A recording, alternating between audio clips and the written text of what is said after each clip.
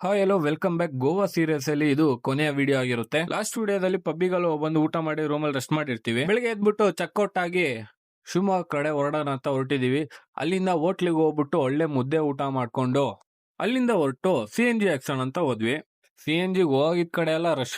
ಅಲ್ಲೇ ವೆಯ್ಟ್ ಮಾಡಿ CNG full ಹಾಕ್ಸ್ಕೊಂಡು ಅಲ್ಲಿಂದ ಹೊರಟ್ವಿ. ನಾವು ಆಕ್ಚುಲಿ ಆ ಕಡೆ ಬ್ರಿಡ್ಜ್ ಮೇಲೆ ಹೋಗ್ಬೇಕಿತ್ತು. ಫುಲ್ ರೋಡ್ ಬ್ಲಾಕ್ ಮಾಡಿದ್ರು, ಯಾರೋ ಹೋಗ್ತಿದ್ರು ಅಂತ. ಗೋವಾ ಬಾರ್ಡರ್ ಎಲ್ಲ ದಾಟ್ ಬಂದು ನಮ್ ಕರ್ನಾಟಕದಲ್ಲಿ ಊಟ ಮಾಡಿದ್ವಿ. ಏನ್ ಹೇಳಿ, ನಮ್ ಕರ್ನಾಟಕದಲ್ಲಿ ಊಟ ಮಾಡ್ದಂಗ್ ಮತ್ ಬೇರೆ ಎಲ್ಲೂ ಸಿಗಲ್ಲ. ಸುಮ್ನೆ ನಾ ಹೇಳಿದ್ದು ನಮ್ಮ ಅಣ್ಣವರು.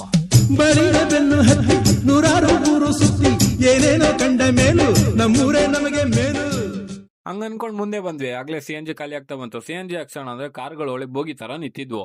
ಅಲ್ಲಿ CNG ಹಾಕ್ಸ್ಕೊಂಡು ನೆಕ್ಸ್ಟ್ ಒಂದ್ ಟೀ ಕುಡಿಯೋಣ ಅಂತ ಒಂದ್ ಕಡೆ ನಿಲ್ಸ್ದೆ. ಟೀ ಕುಡ್ಕೊಂಡು ಅಲ್ಲಿಂದ ಹೊರಟು ಸ್ಟಾಪ್ ಕೊಟ್ಟಿದ್ ಸಾಗರ.